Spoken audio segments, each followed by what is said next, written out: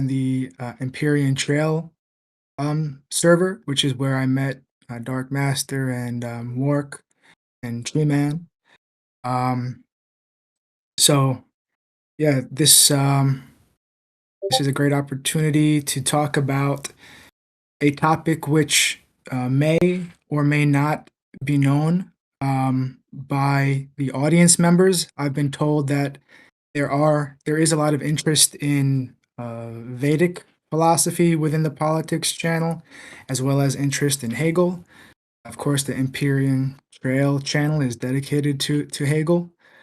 Um, so my background with the Princeton Bhaktivedanta Institute has been being trained in how these two philosophies, Hegel's philosophy and the Bhagavat Vedanta philosophy, which I'll explain in a minute how that's related to the Vedic philosophy, how these two philosophies not only correlate to each other, but also what they have to say about the philosophy of science and applications in 21st century biology, as well as other areas in science, but my focus is more on biology and ecology. So, first, I have to begin by, expressing my gratitude, my utmost gratitude to my teacher, to my guru. His name is Bhakti Madhavapuri Maharaj, or Dr. B. Madhavapuri. He is a sannyasi in the Vedic tradition. A sannyasi is the renounced order, kind of like a monk. But he was previously a scientist. I won't get too much into his history. Just briefly say that he received a PhD in quantum chemistry at Georgetown University in 1970. He encountered the measurement problem in quantum physics, which has to do with consciousness, and at that time, the Western science really wasn't doing anything to deal with that. So he sought out the yogic wisdom from the East because he had some vague intuition that it had something to do with consciousness, and he ended up finding practitioners of Krishna consciousness or Bhakti Yoga and learned about what that tradition, what the Vedas have to say about consciousness. And as he developed and was given instructions from his gurus, his life work became showing how the Vedic knowledge and also Hegel's philosophy, how they can give modern science a conceptual toolkit to conceive of nature and especially life in non-reductionistic ways. Um, so I'll get more to that later on, but I just wanted to give some background on my teacher, and everything I'm saying is carrying on his work. It's nothing original on my part. So I happen to be, I live in America. I was born here, um, and I happen to be half German. My father was actually born in Heidelberg, which is where Hegel taught during uh, one part of his life. But I was not exposed to Hegel at all through that background. Interestingly enough, I was only exposed to Hegel through my practice of Krishna consciousness. Um, so my life is also an example of how the connection between Hegel and Krishna consciousness can help people who hadn't heard about Hegel before hear about him, and possibly vice versa, which might be the case with many people in this event today. So my explanation about how they are connected, this Vedic philosophy, specifically Bhagavat Vedanta, and how Hegel is related, it's going to be basically starting with the Vedic philosophy, explaining how the Bhagavat Vedanta relates to that, and then how Hegel relates to the Bhagavat Vedanta. So I hope everything is pretty straightforward so far. Um, so when we use the word Veda from ancient India, it refers to what are considered some of the oldest texts in general, not even just religious texts, but texts in general that still exist on planet Earth, especially one of those four, which is called the Rig Veda. So, all of the ancient Indian knowledge is based on these Vedas. Actually, these written texts, which are called Smriti, or what has been remembered, originated from an oral tradition before it was put into text, written text, and that oral tradition is called Shruti. So, when that transition occurred from what is described as the eternal knowledge of the Veda, when that transition occurred from Shruti, what is heard and passed down from student to the student from disciple, sorry, from guru to disciple, when it was turned into something written, that was carried out by a sage who is considered an avatar of God called Vyasadev, or Veda Vyas. And that's pretty universally accepted by any practitioner of the various aspects of Vedic spirituality. So, after compiling these four Vedic books, the four Vedas, the Rig, Atharva, um, I can't remember all four right now, but anyhow, they expounded on both material aspects of life and spiritual aspects. So Vyasa, as a sage who himself was relishing the spiritual nature of the reality that the texts were trying to describe, felt that those four Vedas didn't explicitly describe the spiritual side enough. So he composed what's called the Vedanta Sutra. So Vedanta takes the word Veda and adds the word Anta. Veda means knowledge, and Anta means end or conclusion. So the Vedanta is supposed to be the essence, like the distilled essence of what the Vedas are teaching. And it was compiled by the same sage, Vyasa.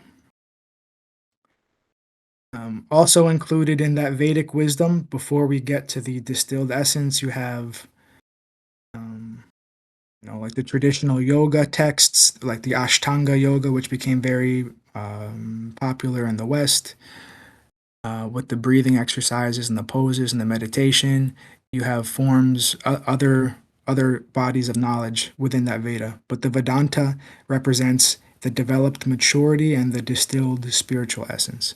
So even with the Vedanta, the self-conscious aspect of spirit was not adequately found in that text. So again, this same sage Vyasa composed the Bhagavat Purana.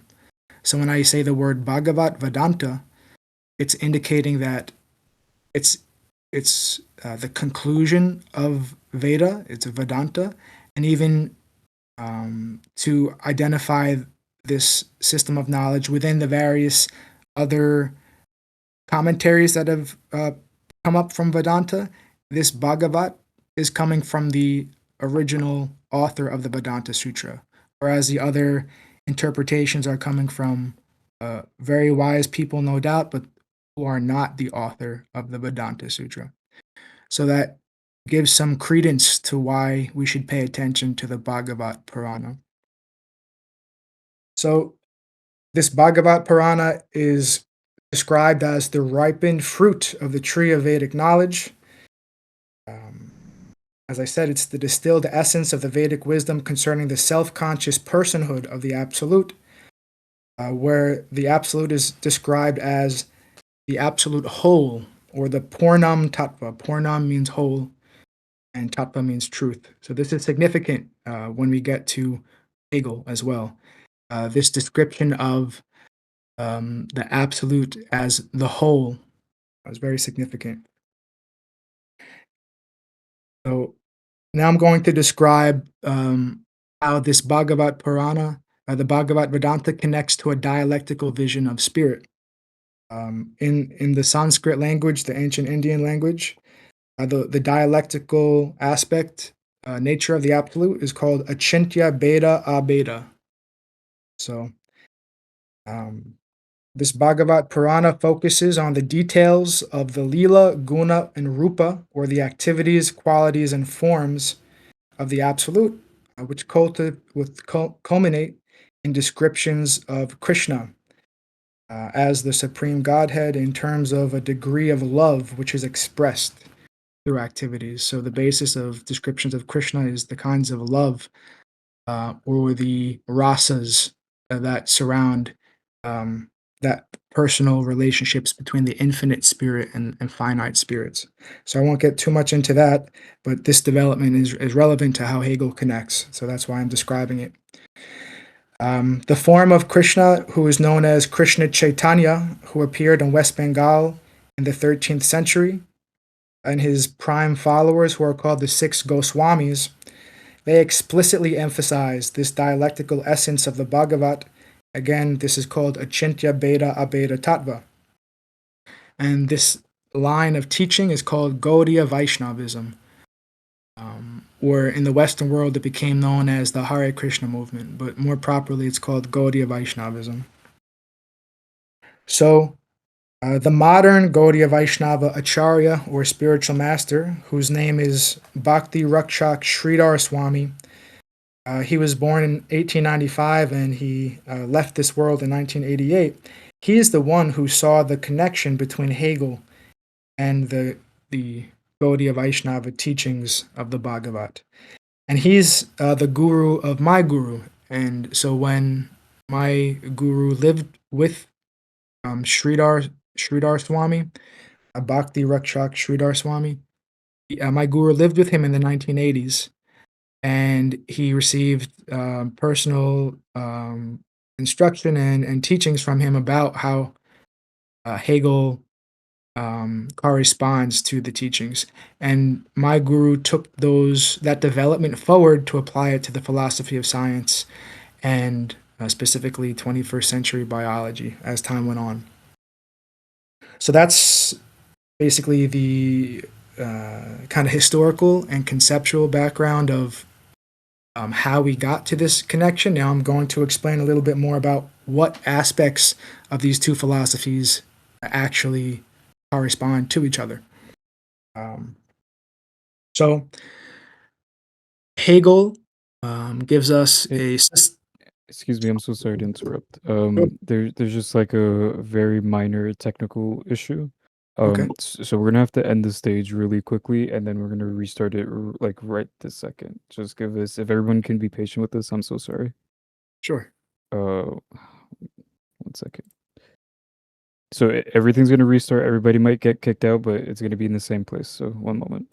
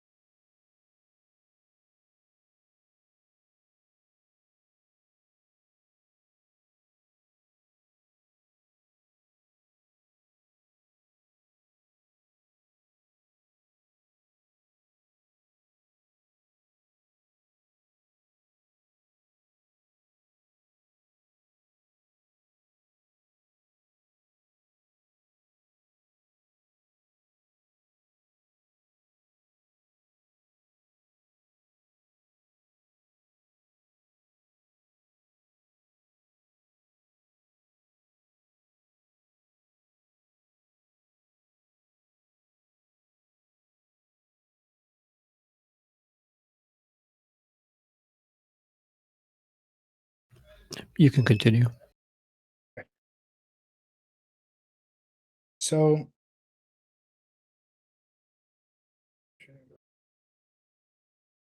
Hegel, um, he gives us a systematic philosophy of logic, nature, and spirit, and how each sphere is connected and distinct from the other, and how it's all contextualized um, within the unfolding of self-knowledge of the Absolute.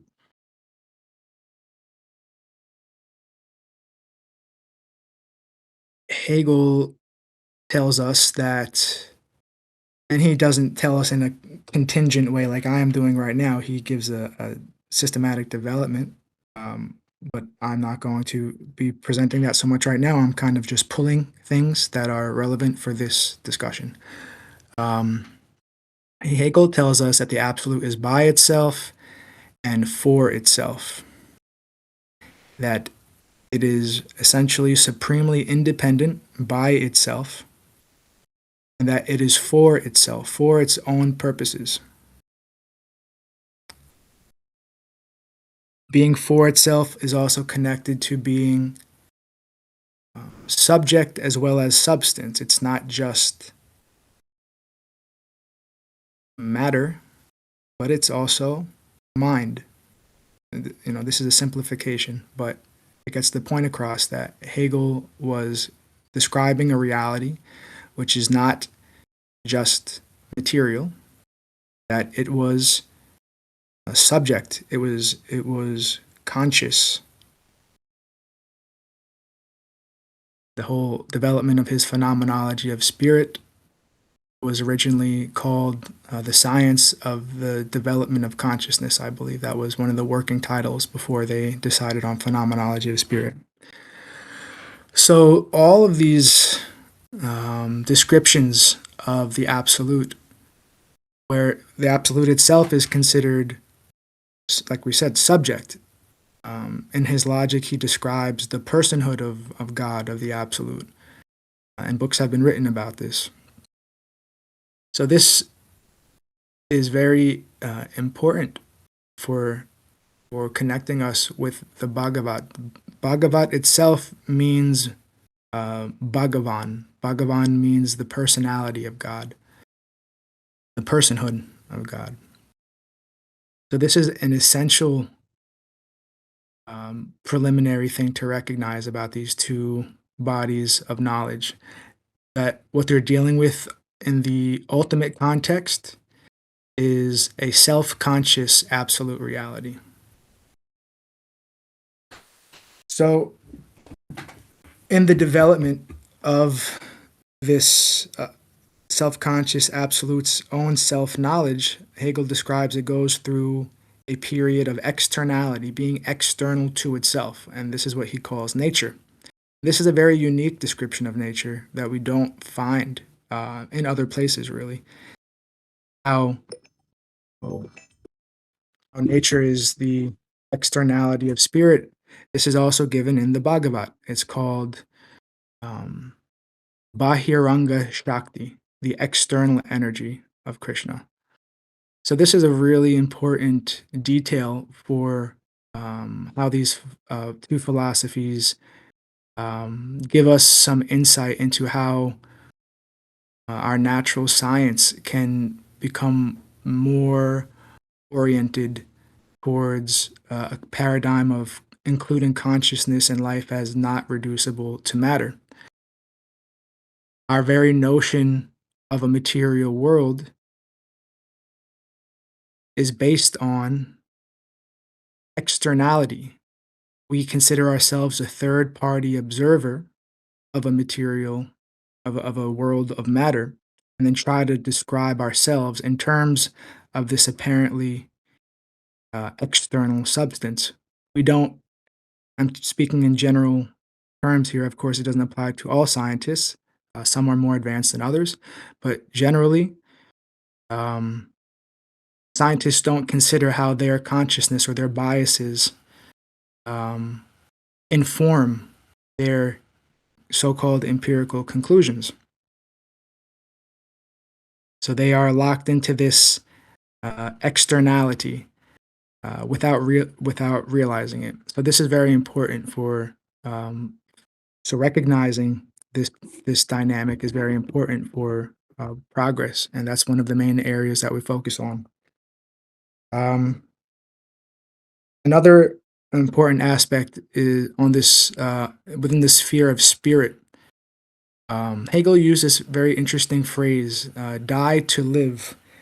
When we read a book about Hegel by Edward Caird from 1883, Edward Caird tells us that Hegel was once asked to summarize his entire philosophy in 3 words, and apparently he said, "Die to live." And this phrase was very much appreciated by Sridhar Swami, the guru of my guru, because it reflects the mood that the Bhagavat describes of the relationship between finite spirit and infinite spirit. That essentially the suffering, the manifold suffering that finite spirit encounters within its experiences in the material world is due to thinking itself, the finite spirit thinks itself independent from the context of the infinite spirit, or independent of the whole of which it's part. And this causes illusion. This misconceived independence causes illusion and some self-destructive behavior. So die to live, from Sridhar Maharaj's perspective, die to live emphasizes this mood of recognizing that we have to die to our misconceived independence and live in that plane of spirit where we are existing in the context of that infinite spirit. So this was a very essential point too. And so I think so I've mentioned four main points about the connection. We started with subject and substance, that the absolute is subject and substance. It's not just material or substance. It's a psychophysical reality. There is self-consciousness is involved at a fundamental level. This is an important complementary aspect between Bhagavat, Vedanta, and Hegel. Then that the absolute is by itself and for itself, and that's what makes it the whole, the independent whole within which all other aspects of reality, ourselves included, nature included, our finite consciousness included, are dependent upon that whole which is by and for itself. So this is the second aspect. The relationship between finite and infinite spirit, or die to live, kind of summarizes the transition of consciousness from existing independently and suffering because of our misconceived independence, and coming to a more spiritual plane of consciousness. That's the third thing. And the fourth thing is nature as external, as the externality of spirit, and the implications that has for developing science in a more spiritual direction. So this is what I thought was appropriate to mention at the beginning of this. I hope it was clear enough, and I'm open to all comments, anything, wherever the conversation needs to go. Yeah, and I think we'll probably move on to the discussion part.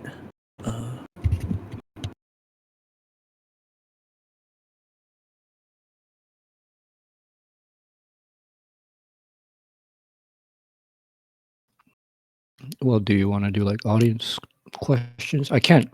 Where is the audience like typing at? The channel above.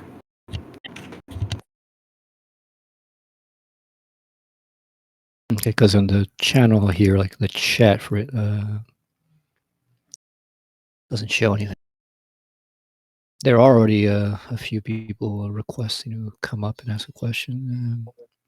I mean, I think it's just fine if we do that.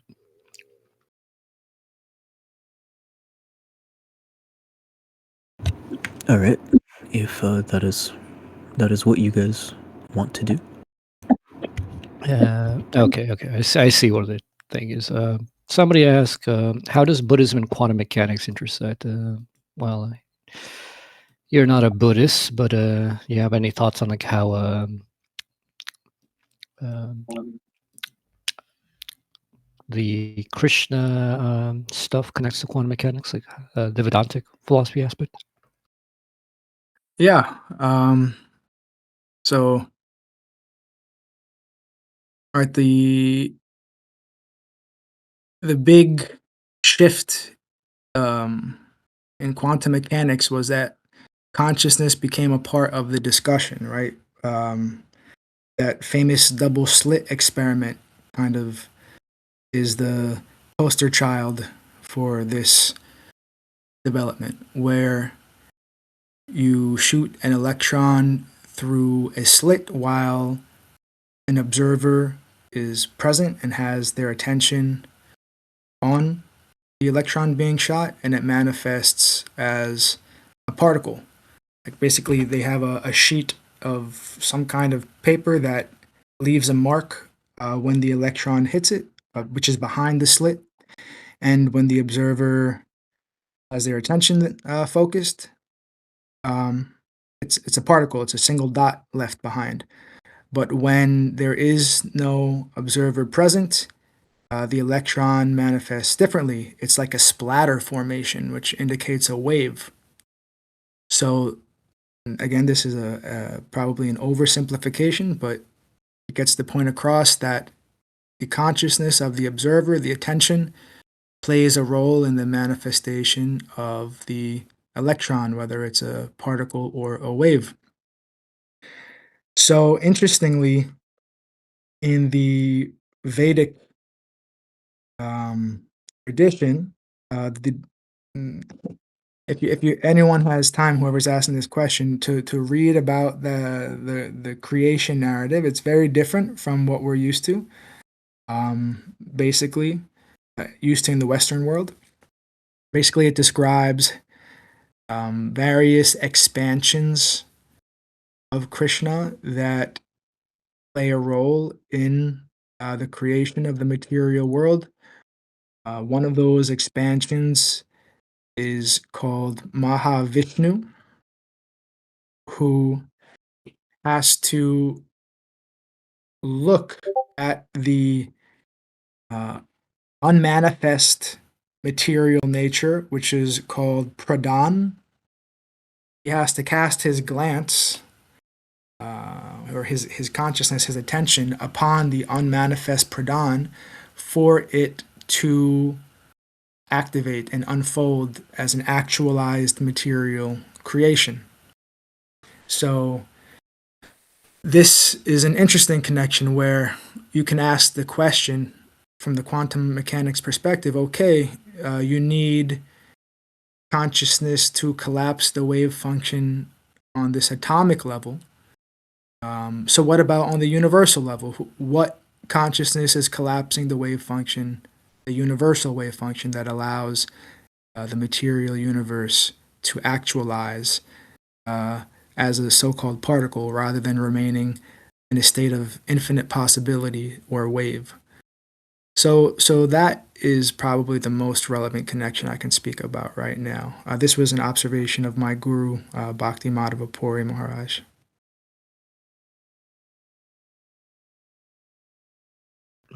Another question. Someone wants to know what does in your view, what is how do you answer the problem of evil, whether it's the Hegelian or according to the Vedantic view? The problem of evil. Yes. The Krishna consciousness philosophy teaches that Atmavan Manyate Jagat, according to the nature of our own consciousness, we will perceive the world in that way. So basically, it tries to encourage us to not see all faults in the environment, but rather try as much as possible to see how the fault is in our own vision of the environment. So how that translates to the mass atrocities going on in the world, how that translates to bad things that we experience on a personal level. to various degrees. Basically, it suggests that we really do our best to be self-conscious, to try to see the best in all situations, even if it's something bad is going on. Try to make the best out of a bad situation. Try to learn from situations where we seem not able to make it into a good situation, so that another situation like that doesn't happen again, if we learn from the situation properly. And in that way, you can consider a bad scenario as a teacher or a lesson, which helps us to see it in a positive way. It helps us to focus more on how we treat others rather than kind of giving third-party comments about how people treat each other badly, perhaps, but we're not focused on how we treat people, and maybe we can treat people better. And by doing that, our own example sets a standard for those who we come in contact with, and if that helps them to treat people better, then that affects people they come in contact with, and that ripple effect. So the basic principle is that evil is, for the most part, within our own consciousness. It's how we're seeing things. It's possible to adjust ourselves as much as possible in a positive way. Ultimately, on the absolute level, the Bhagavat describes that the most evil thing we can do is to think ourselves independent of the absolute whole. To think that we are the center of reality, or our small circle of companions is the center, rather than actively trying to cultivate our relationship contextualized within the absolute whole of divinity, whatever that means for us, however we're honestly and sincerely attracted to divinity. So ultimately, that's also adjusting our consciousness as well. Yeah. So, I believe Treeman has a question that they'd like to come up on stage and ask. Okay. All right. Treeman, I assume you're ready. Hello. My question is the following: have you looked into Sri Aurobindo in any depth? Yes, Aurobindo. Hold on, my audio is fucked. I gotta put you on speaker. Sorry, 1 second. Okay, continue. Sorry. Aurobindo practices what's called Advaita Vedanta, which is specifically Kevala Advaita Vedanta, following the teachings of Shankaracharya. So this perspective sees the whole, the absolute whole, as an undifferentiated totality, an impersonal, undifferentiated totality where any kind of distinction is seen as illusion. Any kind of relationship is seen as ultimately illusory. So Yeah, yeah. so Yes. Like that's an important note, an important caveat. But the question was specifically about his view of history. It seems superficially very Hegelian. You know, the idea that part of Maya, part of Brahman's self-discovery, self-recognition is in and through history, uh, as opposed to individual atmana. You know, like the human history collectively. Seems like a very Hegelian idea, and I've looked into it a little bit. And from what I've read, although he recognizes the parallels between his view and Hegel's view, he rejects Hegel's justification, and presumably he's getting this from like some Vedic source. And I wonder where you think he might have gotten it from, or just comments you have about that in general. Yeah, so I would actually emphasize then I would look at that commonality that you found in the context of that Aurobindo ultimately thought all diversity was illusion, because Hegel's vision of the development of history as spirits unfolding is not leading us in the direction that what ultimately everything historical was an illusion, that spirits becoming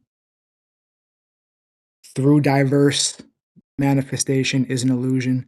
That's definitely not Hegel's perspective. He, in the intro to, in the preface to Phenomenology of Spirit, he very, kind of aggressively denounces that kind of homogeneous view. He says, what does he say? Like, the void in which all cows are black, doesn't interest me, or something like that. He mentions the cows and all in black. He doesn't like this idea that there's no diversity, that there's no form, that there's no reality to the development of history. That's not what Hegel's trying to get at. So even if Aurobindo describes some kind of a historical development relevant to Brahman, ultimately Aurobindo thinks that the historical development is an illusion and that Brahman is ultimately undifferentiated.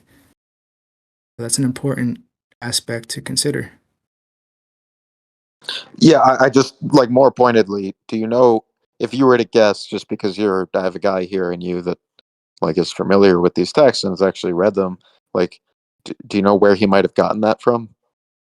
Like what, how did he? Because that's not something you would just sort of say, you know. That's like that's like a very uh, counterintuitive, weird, you know, highly complex, a lot of baggage claim to make. Uh, so I wonder where you think he got that from. I don't know. I can't give you an answer to that, unfortunately. I don't know exactly where you got that from in Aurobindo's work, and I'm not familiar enough with Aurobindo himself to speculate. Okay, that's fine.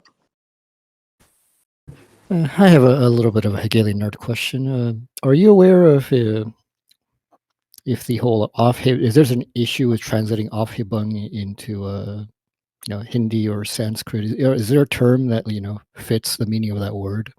Because in English we don't have a word that really fits that very well. Do they have any issues with that? Of Aufgebung, of sublation, right? In English, they like to say sublation. Yeah. So is there like a Sanskrit word or an ancient word like that, or a Hindi word that fits that pretty well?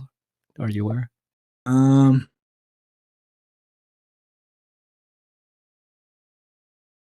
yes. So that died to live thing I mentioned. So the word I'm going to say is particular to the sublation of finite spirit in infinite spirit, and the Sanskrit word for that is Sharanagati, where the finite spirit negates its independence but preserves its individuality. I don't know if that makes sense. No, yeah, it does. Interesting. Apologies. What was the word again? Sharanagati, Saranagati.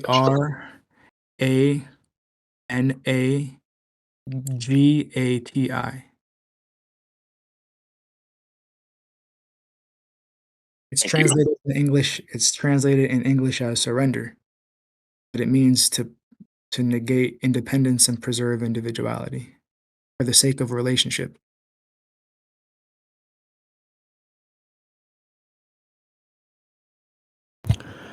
All right. I think we have a couple other people that want to come on stage.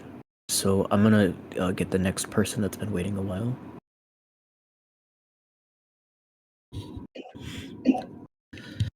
I'd like to say very first thing here.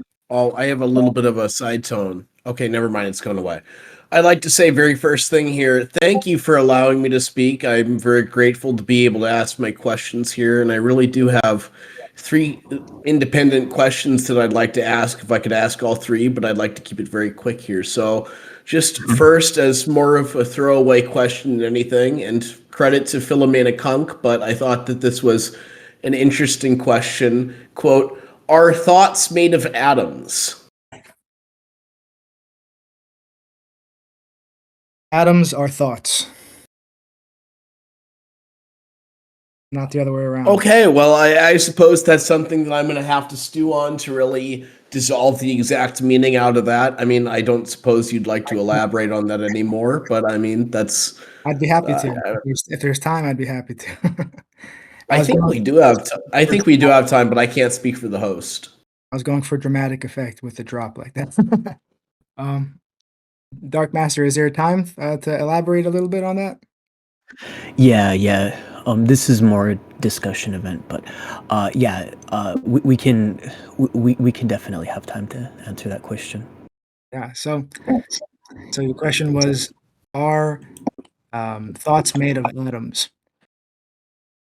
So when I said atoms are made of thoughts, are you familiar with Hegel's philosophy? Not entirely on this. On this matter, no. So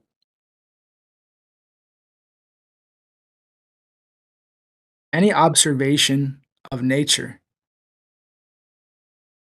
presupposes consciousness of nature. You agree with that? I suppose I could. I suppose I could not. It depends on the context in which I'm reviewing the statement. But I mean, presupposing that were true, go on. Yeah. So any product of scientific knowledge presupposes a conscious scientist studying nature. So thus Werner Heisenberg, one of the pioneers of quantum mechanics, said, science is not about nature, it's about our perspective of nature. So this is not something that I'm saying in a peculiar kind of way. This is something which quantum physicists have known for a long time. And I would say exactly, and I would thank you for bringing that back into terms that I could understand more concretely.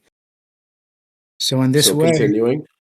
Yes, in this way, an atom is first and foremost a thought in the mind of a scientist or an observer.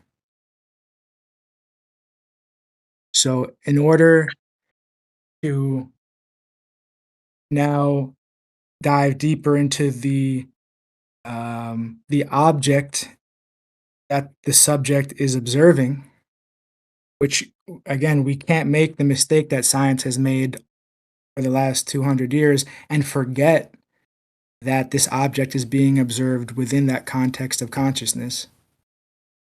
It becomes a discussion about the relationship between the two, and never a discussion of an object independent from that subject.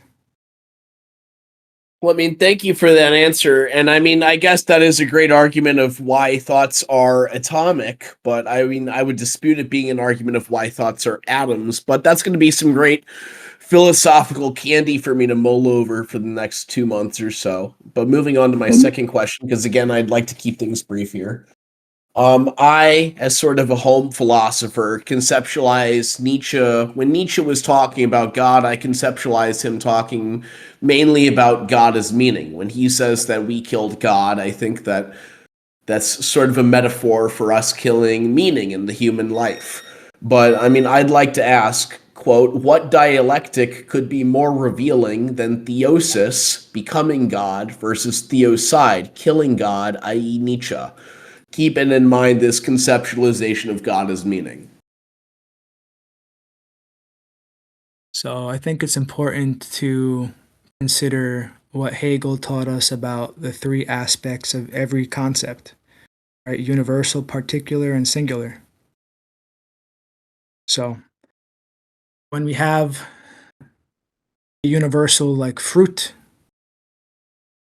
and particulars like apple, orange, banana, and then singular phenomenal fruit in the supermarket, all of the kinds of fruit fall into the category of fruit. So you can say apple is fruit, banana is fruit, orange is fruit. But you cannot say fruit is apple, because fruit includes orange and orange and banana are not apple. So you can say that the parts are the whole, but you can't say that the whole is the parts. I can point to your hand or your foot or your head and say you, but it is a part of you. You are present there, but it's not the totality of you. The totality, which is more universal, can't be reduced with So insignificance.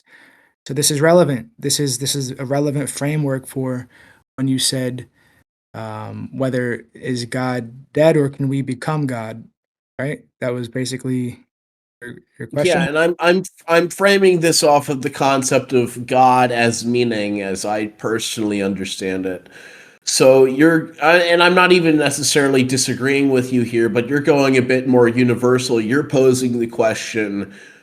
I mean, meaning is obviously meaningful, but is that all that we are? Is all that we are just the search for meaning? Which, I mean, I tend to fundamentally agree with more than I disagree with. That I think that meaning is definitely important, but I mean, the search for meaning is not even then all that we are as human beings. That's a very powerful message. How about the fulfillment of meaning, right? If there's a search for it, it's because we're seeking a fulfillment of it. And that's really that's what we're after, isn't it? The search is leading us to the fulfillment that we're yearning for. And that I would tend to agree. and that lacking that prompts such a search is very relevant to how Hegel describes in his logic at the end life cognition, and then the absolute idea that this lacking in life is what makes all living processes go on, that it's a yearning for that fulfillment which propels the development of Hegel's project into spirit, into that relationship of God's self-knowledge, into the self-consciousness of meaning itself. You want to say God is meaning? That's very enlightening, and that's something that again I'm probably going to have to consider and stew over for the next 2 months. But I mean, it's a very satisfying answer to my question, and I think that you answered my question like very satisfyingly there and very succinctly too. So I'd like to praise you for that, because it's not an easy question in any regard. But question number 3 that I have, and this necessarily touches on neuroscience, the soft consciousness problem, and a little bit of the hard consciousness problem as well. Do you believe that digital consciousness can be or even will be developed by the year 2045? Yes or no?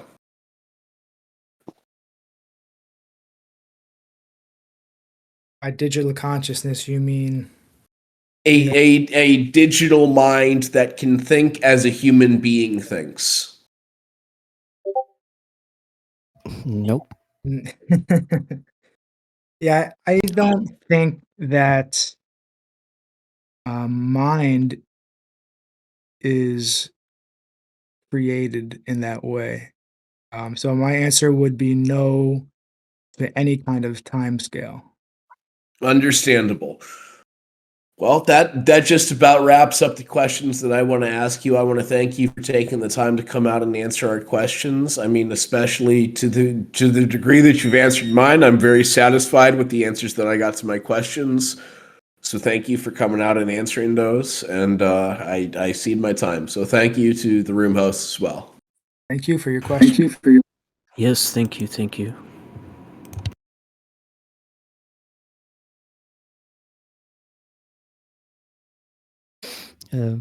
Kind of a related question, just broadly. Within the, at least the American, I suppose. What is that you guys call it? Well, it's like you're Vaishnavites, right? Yeah, within like the American Vaishnavites, like how big is like your interpretation? You know, this focus on Hegel, is this just a very small, very local thing? Do you guys have like various groups across different states? Is this known within the American Vaishnavite movement or the Anglophone Vaishnavite movement? Yeah, so the development of the connection is exclusive, quite literally, to the Princeton Bhaktivedanta Institute. But the knowledge that the guru of my guru saw the connection is known in a very wide circle. However, they don't have the capacity to develop it in the way that Madhavapuri Maharaj has done. Um, so yes, it's very. This is quite. Uh, there's a small circle working on this. Very small circle working on this within the Vaishnava community.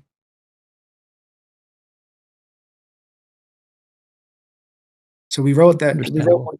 We wrote one article on Substack, um, showing the videos and the book where the connection was discussed by Bhakti Rakshak Sridhar Maharaj.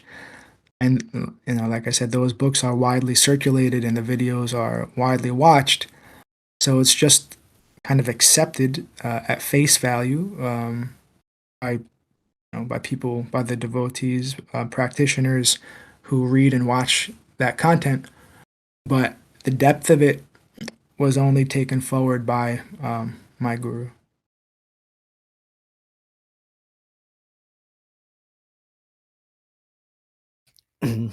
Another related question.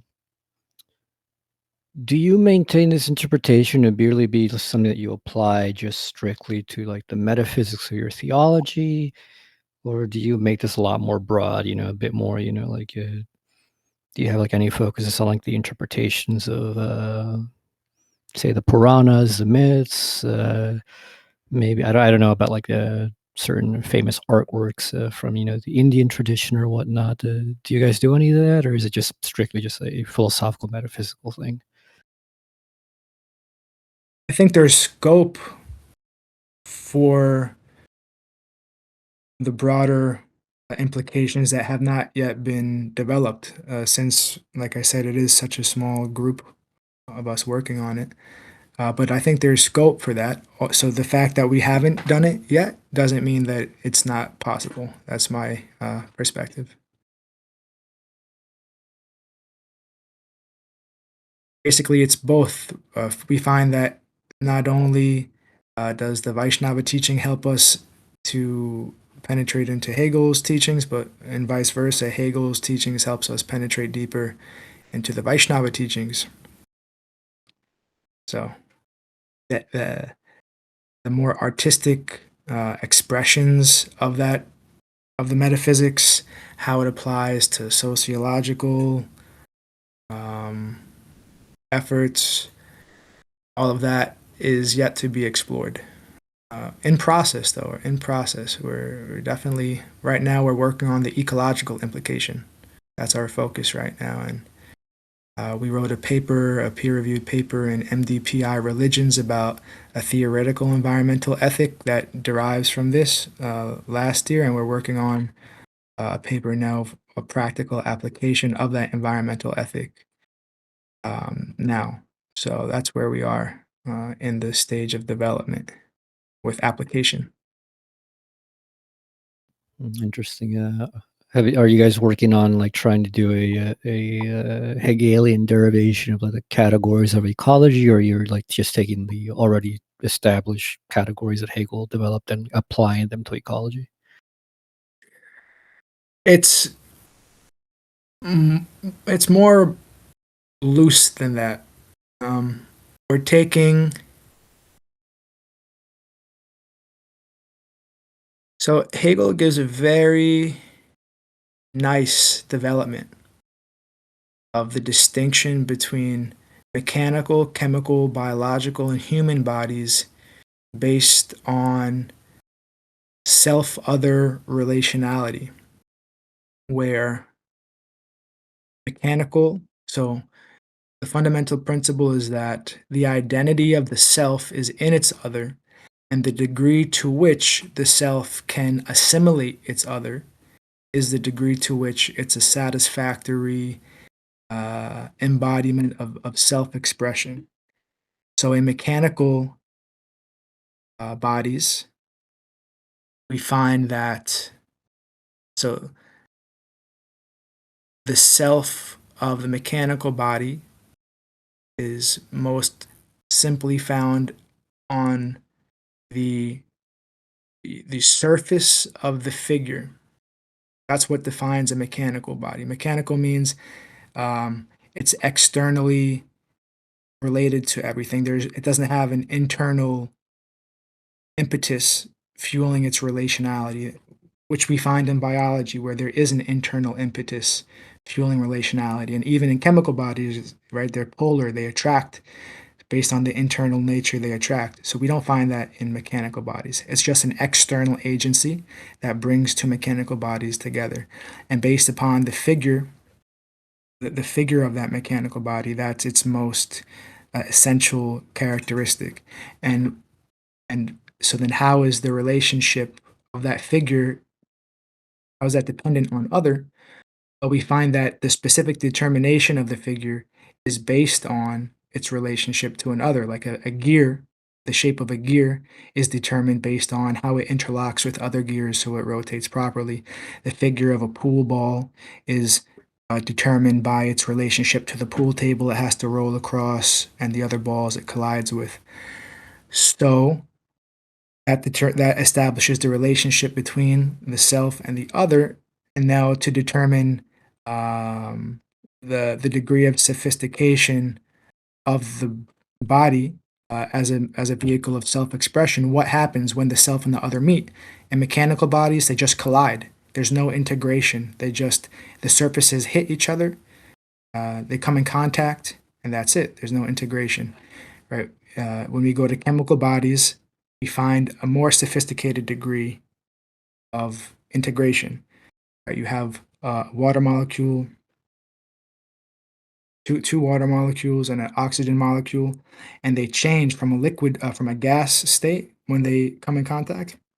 And they don't come in contact from external agency. They come in contact because internally their molecular arrangement is such that they attract each other and they transform into a liquid. Right. So there's a further degree of relationship beyond mechanical, but the chemical relationship is perpetually reactive. That water can either revert back to its constituents or it can transform into something else. So that relationship between the self other, that integration is not maintained sufficiently. In biological bodies, we find that it is maintained sufficiently. Right, the self is an organism, and the other is its environment, and it integrates the environment through consumption, where the organism remains as it is. A bear stays a bear, but it takes in the air, it drinks the water, takes in the sunshine, it eats the salmon, eats the blueberry, and it converts all those things into itself. It doesn't transform into a half salmon, half bear. It remains a bear, and it turns its other into itself. So it's a higher degree of assimilation in the biological body. And so like this, there's a development Hegel gives into even ecology, where this kind of self-other relationality leads us to concepts like niche construction, about how organisms integrate the environment not only through consumption, but through habituation, and how that habituation shapes the environment they're in, and how the historical habituation of an environment reciprocally shapes that organism. So following this line of thought, we can show how niche construction, which is kind of what we're honing in on, but from a Hegelian perspective, how niche construction is a phenomena which not only shows us the dynamic reciprocal relation between the organism and environment, which is right a traditional ecology, and evolutionary biology tell us that the environment shapes the organism, not the other way around. So this is an insight that is necessary to be gleaned, and there are people accepting it and developing it. But also, it's deeper than that. It's how the subjectivity of the organism shapes the objectivity of the environment, also, which again is a very Hegelian kind of idea. So it's less about applying categories and looking at nature through the categories of Hegel, and more about what I just described. Okay, a related question. Are you or did your guru do any work on, say, subjective spirit and the nature of consciousness there? Because obviously in the Eastern tradition and the Indian tradition, like there is a lot more that they have to say about what goes on in the mind and what the mind is capable of and what it can perceive than obviously we do in the West. So I mean, in the East, something like intellectual intuition, transcendental states, higher realms, these are just normal. And they have a very broad and deep descriptions of these. And then in the West, we just don't. So Hegel doesn't. But if you're trying to bring those two together, it seems like at some point you have to like put that into the Hegelian system in some way, right? Yeah, but I would so yes, there is a lot to say about that. You're definitely right, Antonio.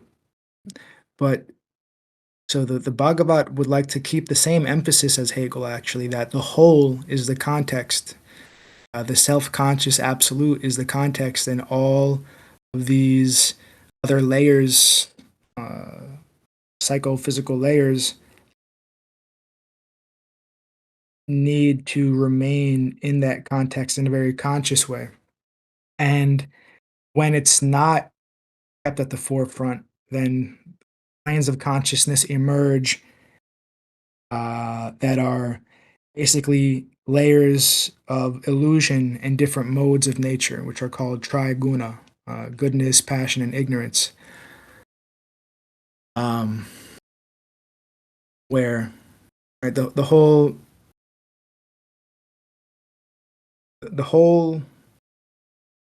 material world is a product of what has been described as the devolution of consciousness, and the process of seeing ourselves within the spiritual context is referred as the evolution of consciousness. And yeah, I mean, the details of the different layers of the hierarchical layers of those planes of consciousness. There's lots of details about it. Like different kinds of embodied living entities are described in the Vedas. There are 8 elements. There are 5 gross elements and 3 subtle elements. The 5 gross elements are going from most gross to least are earth, water, fire, air, and ether. Those are called the Pancha Mahabhutas. And the 3 subtle elements are, again, going from least subtle to more subtle.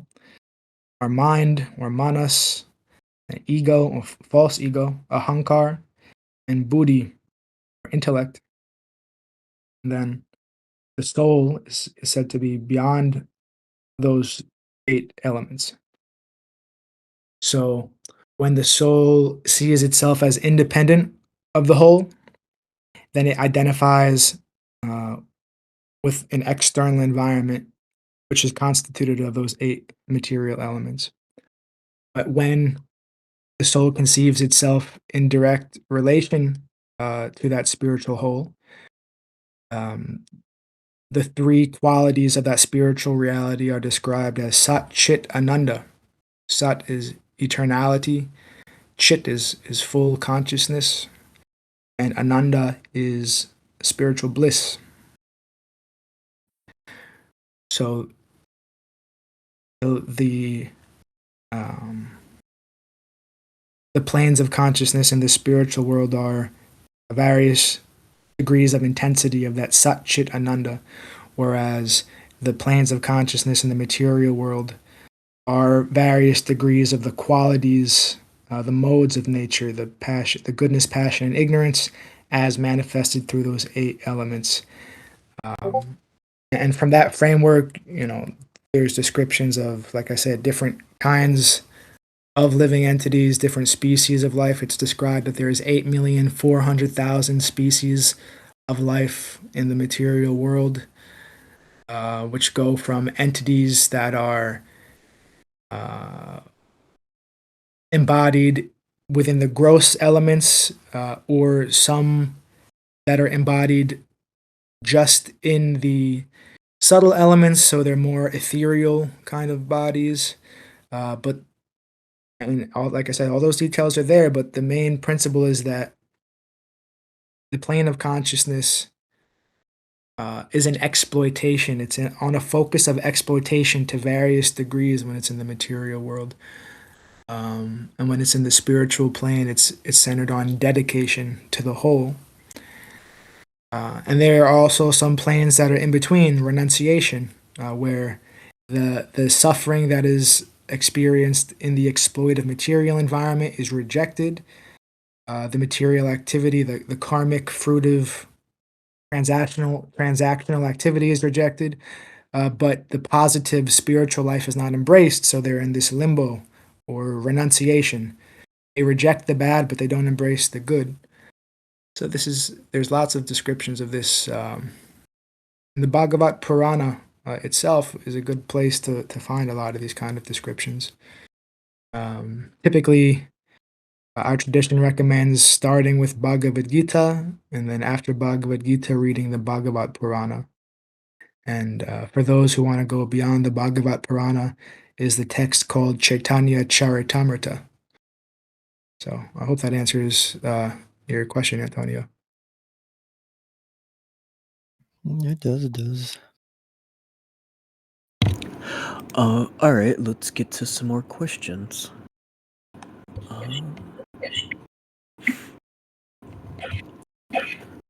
So, I believe Saul has a question. Do you think that the all-knowing, presumably good God, could allow moral things, and if so, why? Oh, I asked that earlier. It was probably your question. Oh, there's a couple people with their hands up, so just bring them up to the stage.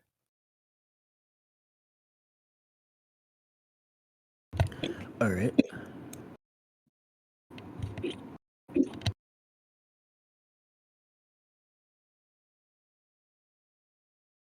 Hello, first of all, thank you a lot. And earlier you mentioned about how subjectivity of organisms shapes the objectivity of the environment.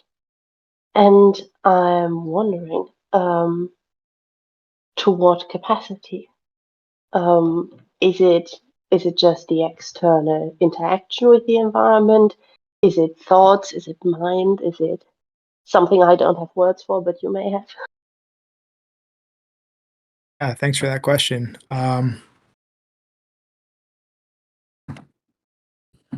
So this kind of thinking is really relevant to niche construction and the nuances of the difference between traditional niche construction and what has been called lately experiential niche construction, where the habits, right? So habits of an organism is kind of a subjective term, right? But the word habit, so the habit of the organism is related to the word habitation, right? Yeah. Or being an inhabitant of a specific niche. But does it come from Gewohnheiten? I regrettably am not so And expert wohnen? with the Oh, German. okay. I see. It's No when problem. the world, the Umwelt is Mm-hmm. Umwelt and what is the Umgebung, I believe, right? Yes. Yeah, yeah. So the Umgebung is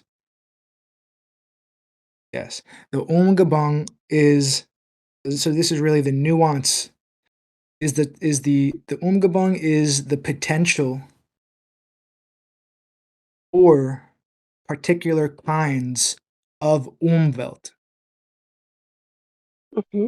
So Umwelt presupposes Umgebung Yes. because different animals or different organisms based on their subjective makeup, they will actualize different kinds of niches within the environment. But the environment Mhm. as a totality has the capacity for different kinds of niches. Yes. So so this is a discussion about Umgebung, Umwelt, and how that the environment itself, there's this concept called the extended organism, which a scientist in America named J. Scott Turner likes to talk about, where and Wark, one of the admins here, he also is interested in this subject. Also, we had to talk about it recently. How Um, is it called again? so This so one? yes, the extended organism means that Uh-huh. the organism can utilize its environment as an extension of its self, as an extension of its own subjective biological processes.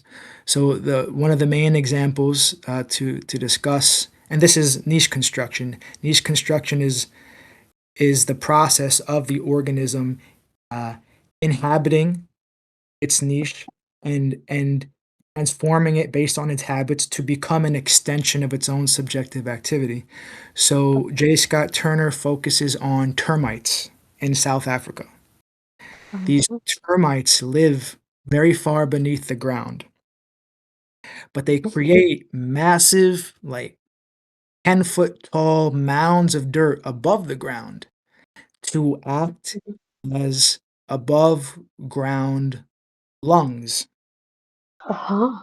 By building these mounds of with inert dirt, right? It's just just matter. There's no organism Mhm. inside the mound.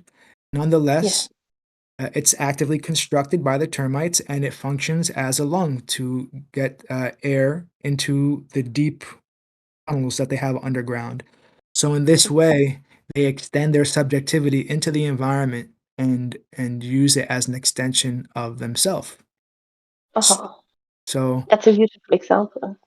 thank you. Yes, it's the J. Scott Turner is doing some great work there, and so we're trying to take this further, right? Because you can take that idea further and try to view nature through that lens, and you get a very different picture, right? Yes, indeed. Thank you very much. Thank you for the question. That's Yeah, yeah. I also look into that further. It sounds really like a good read. Thank you. yes. How do I step off of the stage? The stage. Oh, I'm gonna move you down. Okay. Thank you again. Thank you again. Of course, of course. All right. Let's see.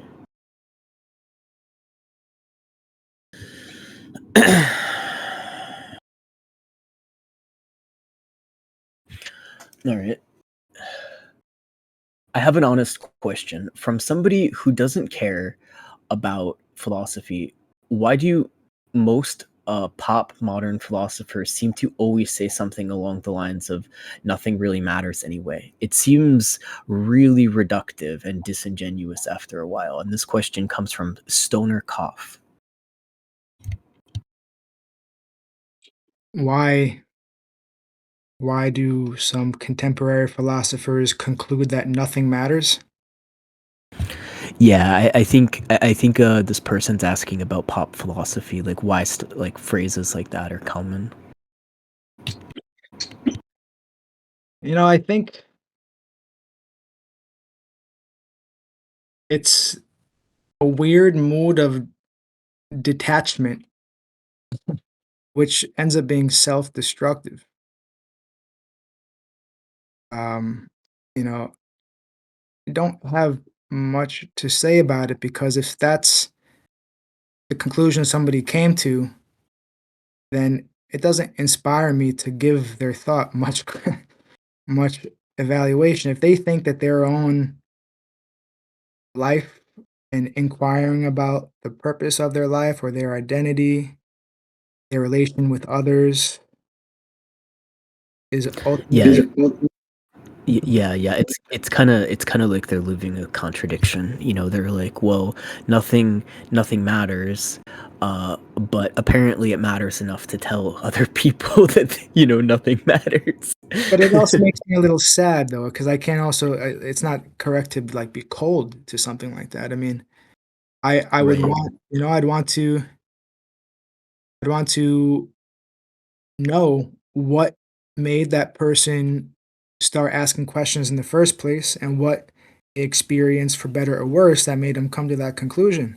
And ideally try to inspire them to see it from a different perspective.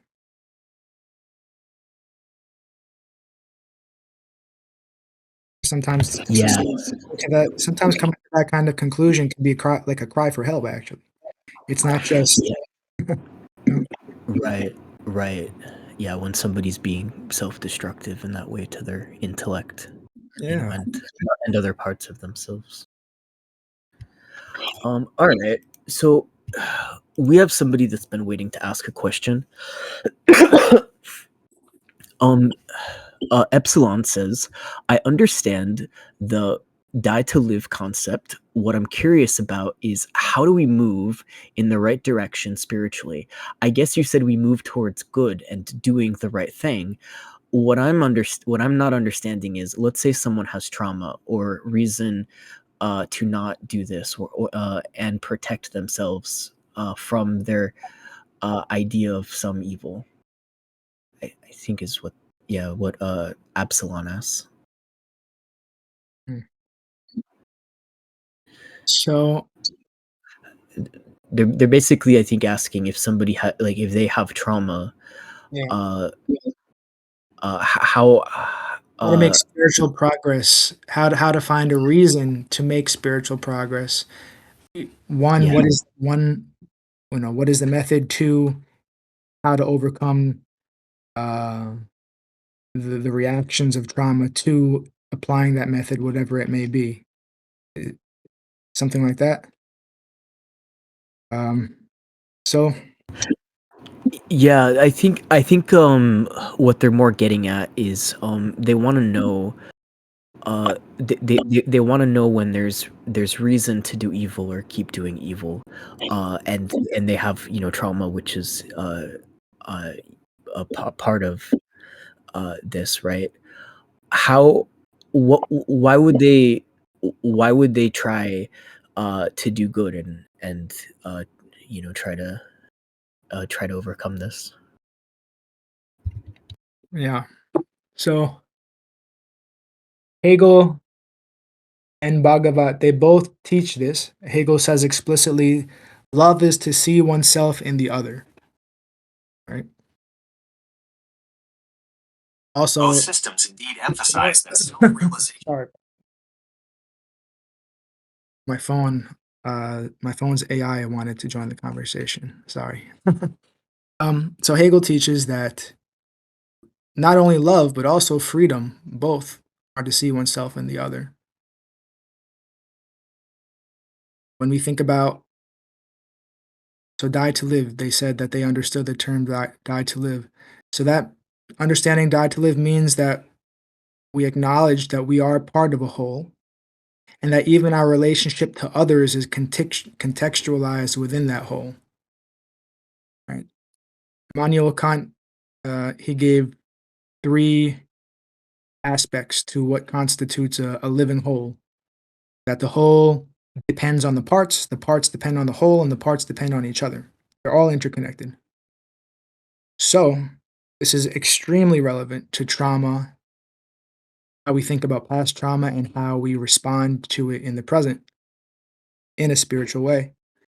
Because if we truly acknowledge that we are part of a whole, and that all of our relations with others are within the context of that whole, and that we're fundamentally connected to each other within that context, then we should recognize that any harm that we do to others will harm us, whether on a psychological level, physical level, emotional level. That harm is never isolated to the person we're doing the harm to. It's going to affect others and it's going to affect us.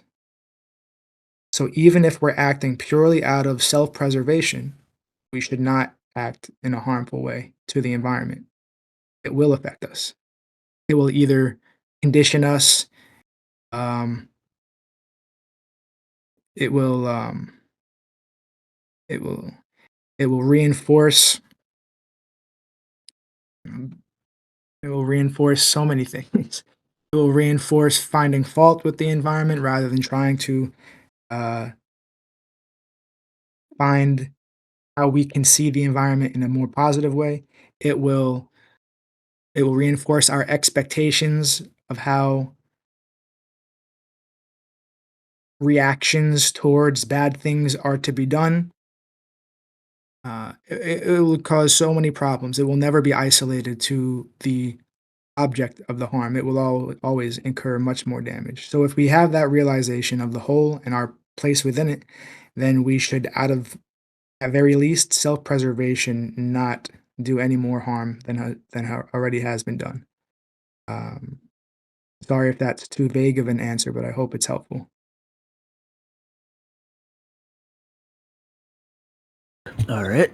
We have another question from Reverse, and they would like to ask their question on stage.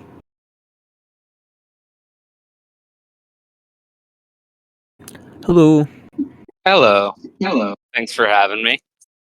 Mhm. Yeah.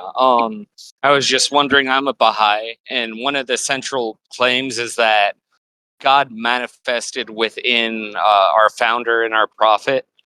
Like, do you have any idea how that would work on like a metaphysical or a consciousness level? And do you think that we all have this divine spark within us that is similar, but not to the same degree? Yes, I definitely think that any part of divinity intrinsically, where divinity is the whole, any part of that whole naturally has the same quality as the whole, just to a lesser quantity. Right? My guru would like to give the example of a slice of pie or a slice of pizza. Right? The part of the pie is going to equally be pumpkin pie because that's the whole it came from, but to a lesser extent, to a lesser degree. So certainly, all we can say all of the qualities that we possess in our lived personal experience must exist somewhere in the whole because we have them as parts of the whole. So those qualities, they don't find their origin in us. We're just an expression of those qualities. They find their origin within the whole.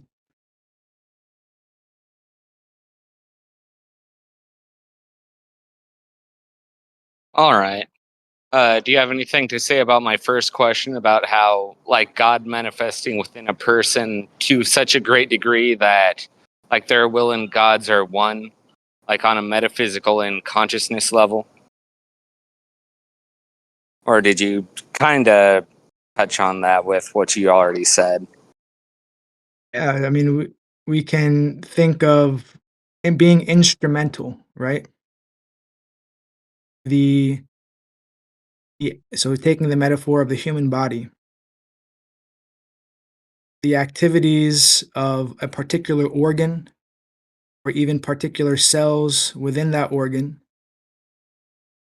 they are unique to that cell, but they're also an expression of the purpose of the whole organism. Right? The heart cell is doing what it's doing for the sake of the organism as a whole. So definitely it's an expression of the will or purpose of the whole, but not to the magnitude of the whole itself. I don't think we can ever consider, no matter how important, even the entirety of the heart as an organ, which is maybe more important than, say, a kidney. Nonetheless, the heart, as important as it might be, is not the totality of the organism. So in the same way, even if someone is especially empowered to help bring others to a spiritual plane of consciousness, I think it would be a mistake to think that they are the totality of the whole. Rather, they're just an empowered partial representation of it.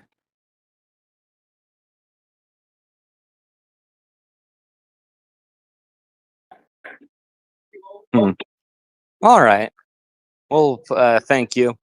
We kind of have the same position that it's definitely not the whole, but a lot of it is manifested within one person. But yeah, Well, thank you for your question. yeah, Thank thanks for having me. Of course, of course. All right. Next, we have a person that has been, I think, waiting to ask about different schools. They've been waiting for a bit, so let me invite them on. Hello. Okay. What's going on, man? First and So you have foremost, a I just want to say, man, I'm very honored to be blessed in the presence of a Hare Krishna follower. Gotta say, especially talk about the battle of Kurukshetra, how Krishna showed his final form. So I'm very honored to be a follower of the sixth incarnate of God Almighty. So thank you so much for having me here. Well, thank you. yeah. So you have a question, like an actual question.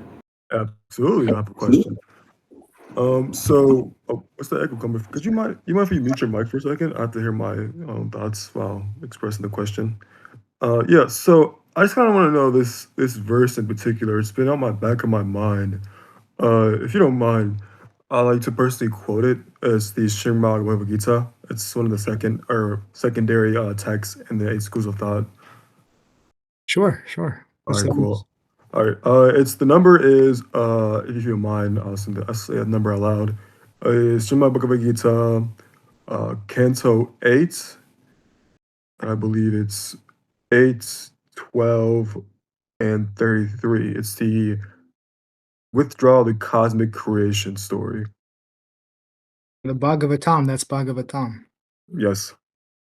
My Okay. bad. I butchered the pronunciation. My bad. Sorry about that. 8, 12, 33. You said. Absolutely, yes. Okay. Let's see. I'm pulling it up on my side.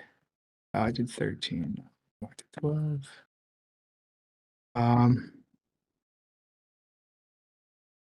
8, 12, 33. The verse is Yatra Patamayam, that one? Absolutely. That's the one. And so what's your question about the verse? Yeah, so in particular, I just want to know what Vishnu or what Shiva was doing in that particular verse. That's kind of be enlightened on the matter at hand. Could you tell me what Vishnu was doing there?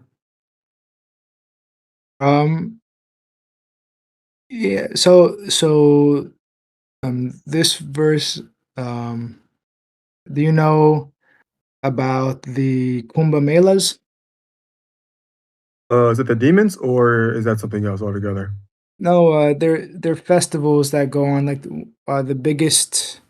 I think it's like the biggest religious festivals that happen in India, and they just had one a couple of months ago where even like there were lots of celebrities that went. It's called Kumbh Mela, and there are different kinds of Kumbh Mela that happen at 3 different locations in India on on it every 10 years or every 50 years. If you Google Kumbh Mela and the different locations that they take place at, this verse is giving an explanation of why those locations of the Kumbh Melas are special.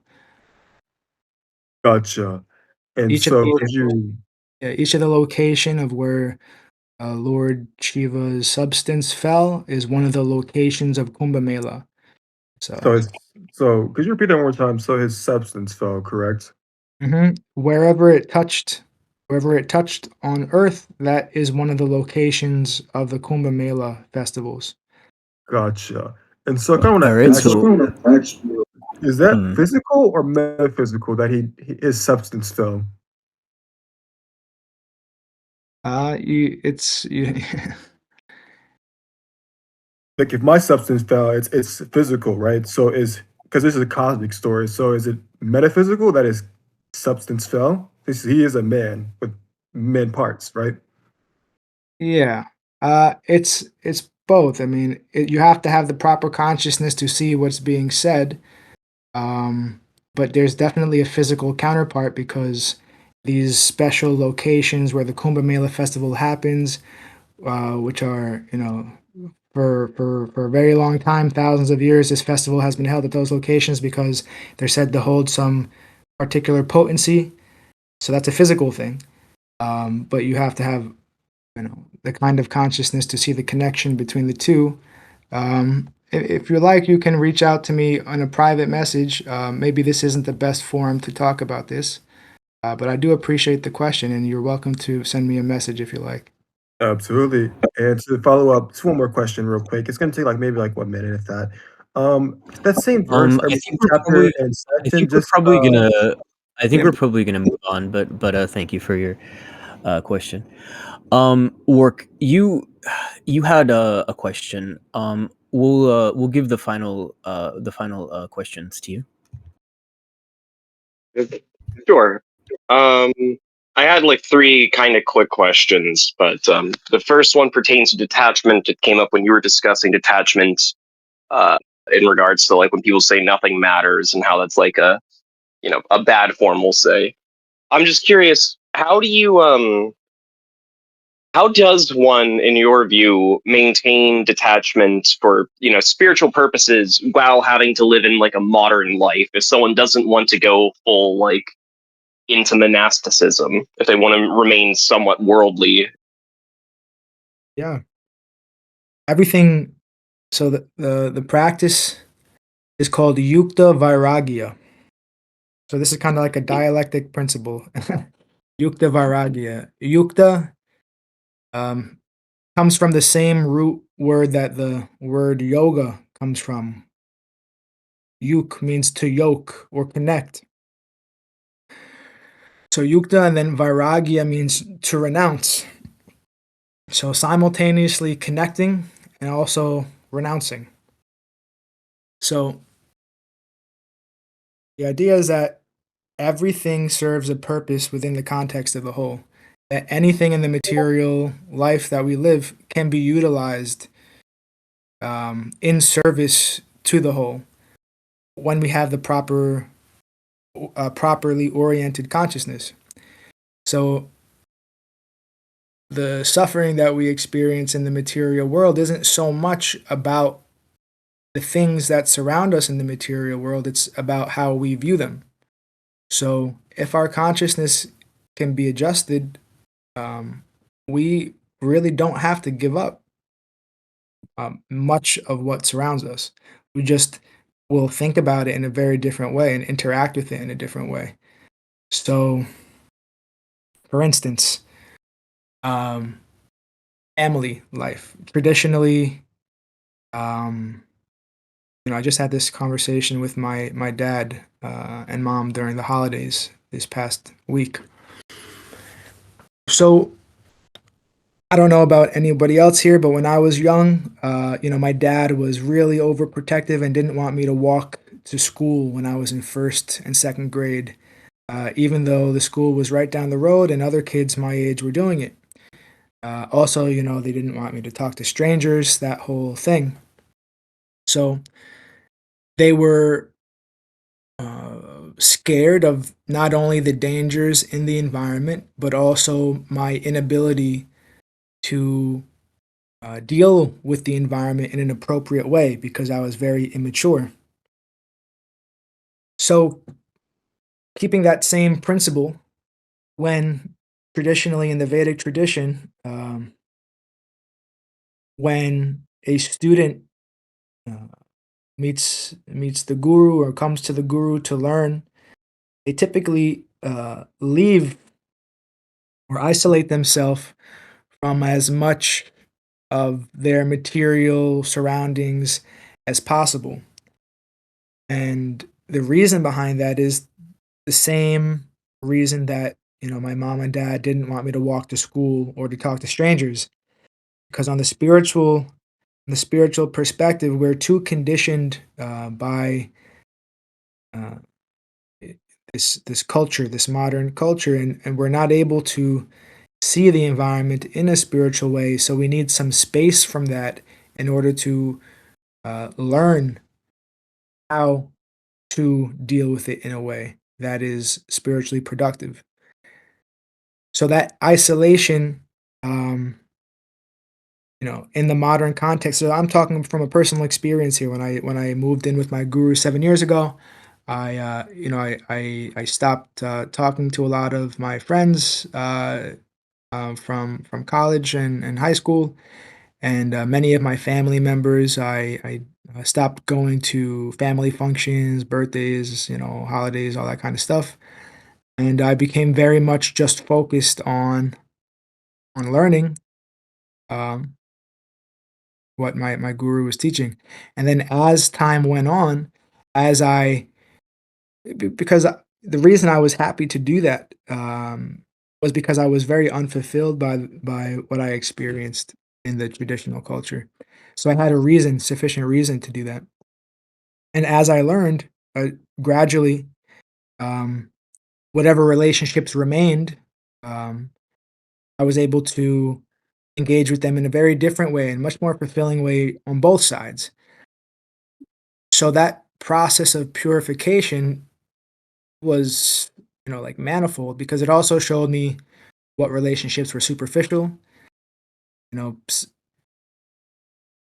what relationships are conditional, not unconditional love. And again, it affected how I relate to everything. And now I'm in a much more kind of different position where I'm interacting with the world in a relatively normal way, but it's from a whole different perspective. So monasticism doesn't have to be uh, a cutting everything off permanently. It can be you isolate yourself from whatever aspects of the culture you feel unfulfilled by, that you feel are holding you back from more spiritual education, that you associate. Am I getting off track here, or is this not helpful? Work. Yeah, I find it like related. What you're saying is essentially that you can be detached and then come back into the world, and then you see what relationships are more superficial and which aren't. But also, it seems like you're suggesting that people choose a more detached monastic style of life because they are unsatisfied with their life. In Yeah. which case, I'm kind of curious. Do you think that it's sensible for some people, like, I'm unsatisfied with the world, let me spend some time, more spiritually driven, and then come back into the world as a way to interact with it from a detached perspective? Because now you couldn't know initially, you had to leave to know and then come back. Or do you think, yeah, basically just that question. Yeah. Um, so going back to the metaphor of the whole, right? Our relationship to the whole, everything existing for the purposes of the whole. The world is a part of that, is a part of the whole. It exists for the purpose of the whole. But when we're in the materialistic conditioning, we don't see that at all, right? We're not educated about that at all, at practically any level of education. So that space helps us. It's an orientation, it reorients us. And we come back into the world, but it's it's basically like a different world. It's the same world, Yeah, but it's a different world. Our experience yeah. is totally different. Our experience is totally different. And so the one thing I would emphasize, though, is it's not the kind of renunciation I'm talking about is not an isolation of putting oneself away from everything and just being alone. That's not the kind of renunciation that I'm talking about, or that the Bhagavat teaches. It talks about that the kind of renunciation is that of becoming a student of someone who is properly spiritually oriented. So it's not that we're just becoming more into our own subjectivity, right? Where there is some objective educational means of helping to reorient our consciousness. We have to find a proper teacher, a real person who can help us not just fall into ourself. And so that would be the one point I add. Interesting. All right. Well, I believe this should conclude the formal part of this event. However, we can keep going informally, just like taking people's questions and stuff like that. Krishna, if you're if you're interested in just like continuing to answer questions. Or I can stay on a little bit longer. Yeah. So we can switch to being more informal now. We have a couple questions. The first one is from Loom, who asks, "What misunderstandings about Hegel and Bhagavat Purna do you think most often? Do you see most often talking to critics or skeptics, like armchair philosophy type people, stuff like that?" Yeah, that's an important question. Yeah. Definitely. Yeah. So, of course, if we look at Hegel directly, right, Hegel does not have happy things to say about India. But that's because, or including the Bhagavad Gita, but that's because of the kinds of translations that he was exposed to. His reaction to Bhagavad Gita was from a Western scholar named, I think, Humboldt, I think was the guy's last name, who his translation was based on the perspective of that Vedanta that we briefly touched on with Treeman's question before, where they represent Veda as a impersonal, undifferentiated absolute. The conclusion of Vedas is an undifferentiated, impersonal, homogeneous absolute. And Hegel obviously would reject that kind of idea. So when Bhagavad Gita is given an interpretation like that, there's no it's not a surprise that Hegel would reject that kind of idea.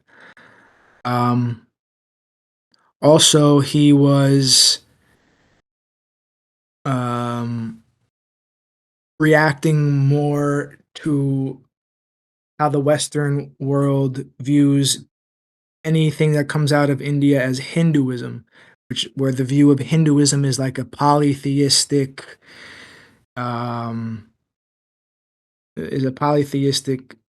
ritualistic religion. But the Western world's perspective of what they call Hinduism is lacking so much nuance that there's no comparison. Yeah, just basically like taking all these things and lumping them together and being like, oh, okay, well, that's the Hindu stuff. Yeah.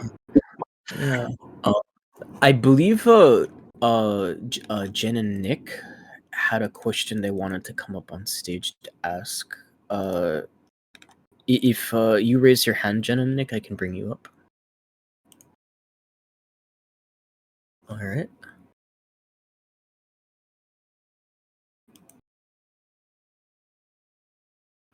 Welcome. Hello. I have a. Can y'all hear me good? Hello. It's a little muffled, Nick. A little muffled audio. How is it now? Is it better? Yeah, that's better. Okay. I have a question for the group. My question is, what is the role of self-reference and circularity in philosophy and logic? And would you consider either Advaita Vedanta or Hegelian philosophy to be either circular or self-referential in nature?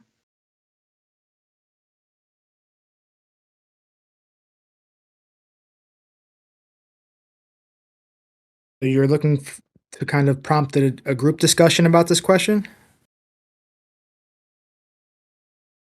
Yeah, like what do you think that philosophy and logic might fundamentally be self-referential or circular? And would you consider either philosophies to be either circular or self-referential? Yeah, I mean, Hegel himself proclaims that his philosophy is a circle of circles. Yeah. What? And Uh, so the beginning is the end, and the end is the beginning. And that would apply to Bhagavat as well. The end, where end means purpose, right? Like the final end, is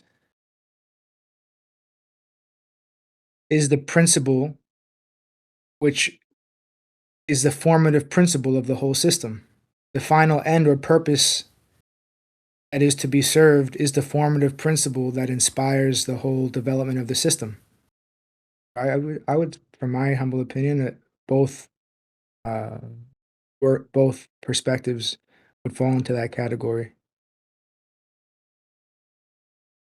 yeah, I'd also just agree outright. I mean, the Hegel system, for all the reasons Awakening just said, is like self-referential, and because he takes it that metaphysics is logic and vice versa, it's applicable to logic as well.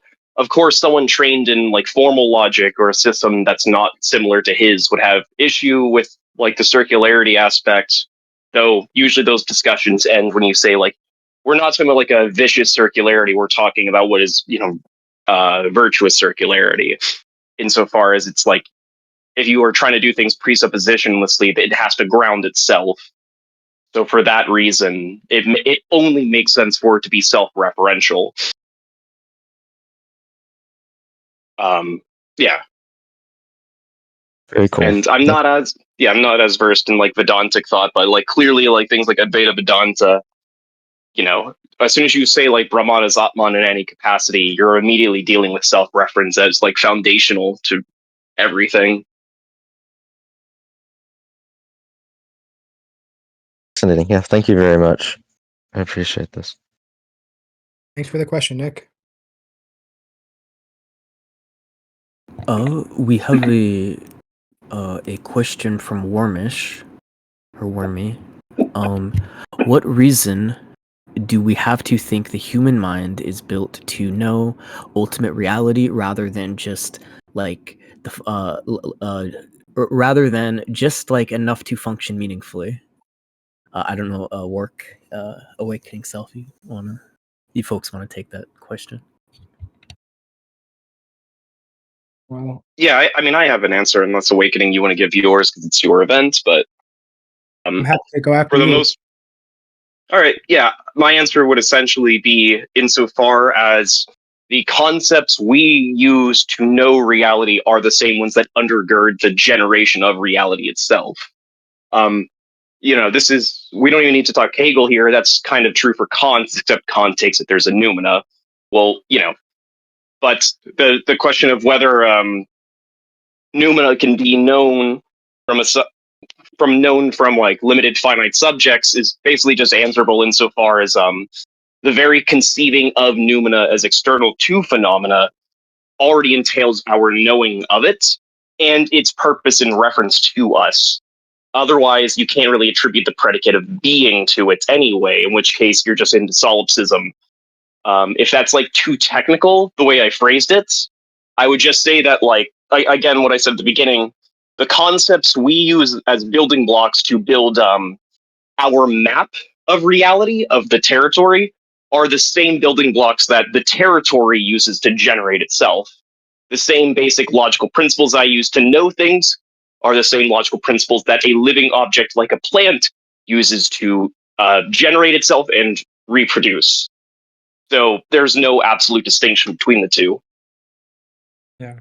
So if you look at someone like Stephen Holgate, obviously a big Hegel scholar, and his comments on the logic, Stephen Holgate emphasizes places where Hegel talks about the passivity of knowing. So the human is not trying to actively assert their finite mind on reality. Rather, it's to cultivate a passivity to the conceptual structure that already exists, as Wark was saying. And through that passivity, then as mutual participants of reality, you're able to engage with those concepts. But it's not an active projection of the finitude of human mind. It's a passive process. So if you'd like to learn more about that, Stephen Holgate talks quite a bit about it in his what is it? It's one of his newer books. I think it's called Hegel and Being, I believe. But yeah, that's a nice area to read about. That's an important aspect to learn more about.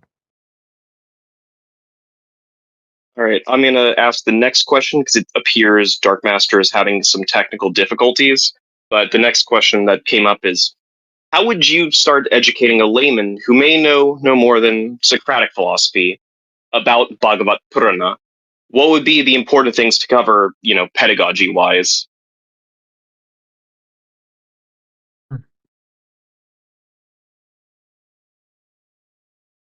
Well, I'm assuming this person asking the question would want a curriculum that bridged from the Socratic to Bhagavat, because that's not necessarily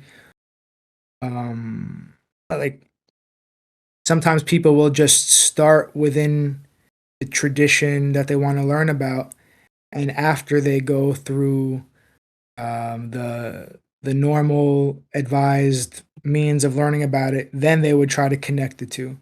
So it would be two different approaches. Whether you're looking to start with the Socratic understanding and then try to enter into the Vedanta through that, which might be a little problematic because there might be some biases of that need to be put aside to try to understand what the Bhagavad is teaching, and then having an evaluation of the two in a more unbiased perspective. But if we were trying to build a bridge between starting from Socratic, we say know thyself, right? The Delphic Oracle, right? This is the beginning of kind of, we can say, Socratic philosophy. Know thyself, right? Note thee Satan. So that's also the beginning of the Vedanta Sutra. Tato Brahma Jigyasa. Now, therefore, inquire about spirit, inquire about the self. So that would be the frame of reference. That would probably be the first step. Yeah. Interesting. Yeah, I mean, know thyself and is the same kind of question that can be, Indian philosophers will tend to say, what is the self? Or there is no self, as ways to stir you into thinking about it. It does seem like that's a good, ground to build off of. I do not have the admin powers to bring people with their hand up. I don't know if you could bring Treeman up. He seems to have another question. Yeah, I got that. 1 second. All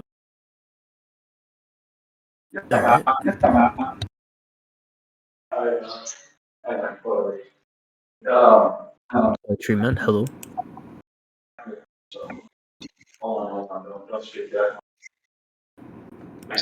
Guess he's having mic issues. Yeah, we could wait. Just tag us when you're ready to speak, Treeman.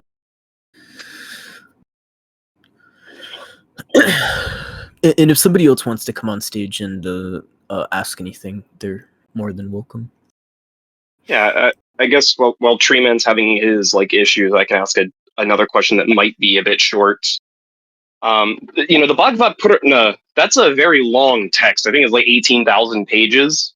Is there like a middling text that, gives you the gist of that? Or is it like, one of those things like the whole reason to read that is you're more committed? So the Bhagavat Purana, yes, it has 12 cantos or 12 volumes and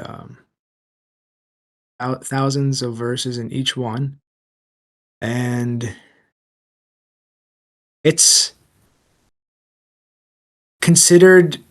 not considered an introductory text to Bhagavat. More introductory texts to the Bhagavat would be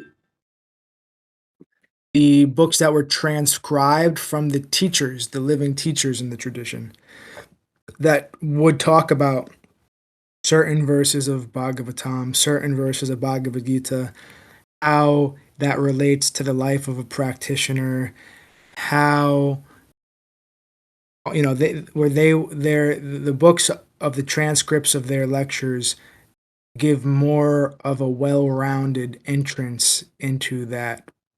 I would recommend starting there, and then only after reading some of those books, maybe consider probably starting with Bhagavad Gita before Bhagavatam. But I would start with the books of the teachers who talk about those books rather than starting with the books themselves.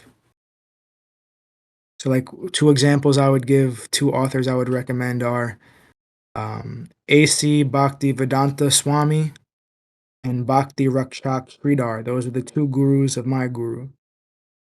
And there are lots of books freely accessible online, PDF form, all over the place, by those two authors that are accessible.